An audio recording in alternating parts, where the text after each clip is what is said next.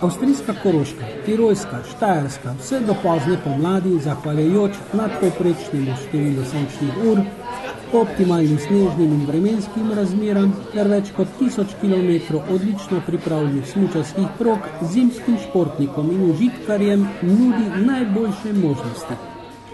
Hkrati prijetne pomladanske temperature vabijo naravo, ki jo je mogoče najlepše doživeti na izletu s krpljami, teku na smučeh ali povsem sproščeno na ležalniku.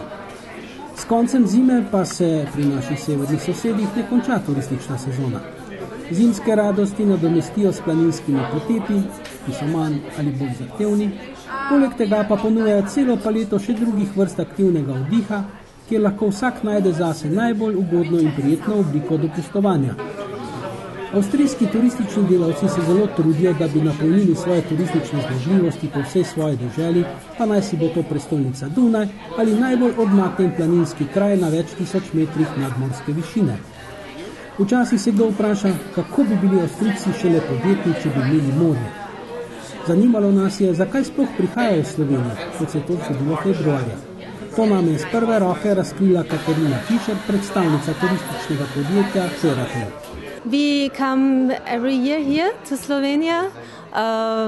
We have some different travel agencies and incoming agencies from Austria, and we want to meet the big tour operators from Slovenia in order to make new contacts and to establish new business. So that's the reason why we come here, and we have a lot of visitors here every year. We come in autumn again, so 2 times a year we are here in Slovenia. Slovenian guests is very important for us because the distance to Austria is very small. So from Ljubljana to Corinthia, it's I think 1 hour or something like that. And so it's very important for us because the distance is small, and we have a lot of Slovenian people in Austria, and they are important for us.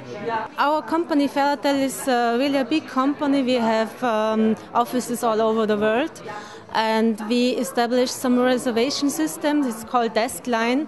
It's this reservation system. Some tourist boards work with this as well as hotels. Further, we are developing webcams. So you see the pictures, the panorama pics powered by Ferratel.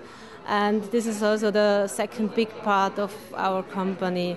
And our department, we are a small department. We are organizing these workshops all over the world. And yes, that's the main point. Of course, a little bit, but we see at the workshops everybody is talking about crisis. But nevertheless, the people come to Austria and people want to make holidays. So I think the crisis is not so important to the tourists or to the guests. So they come nevertheless.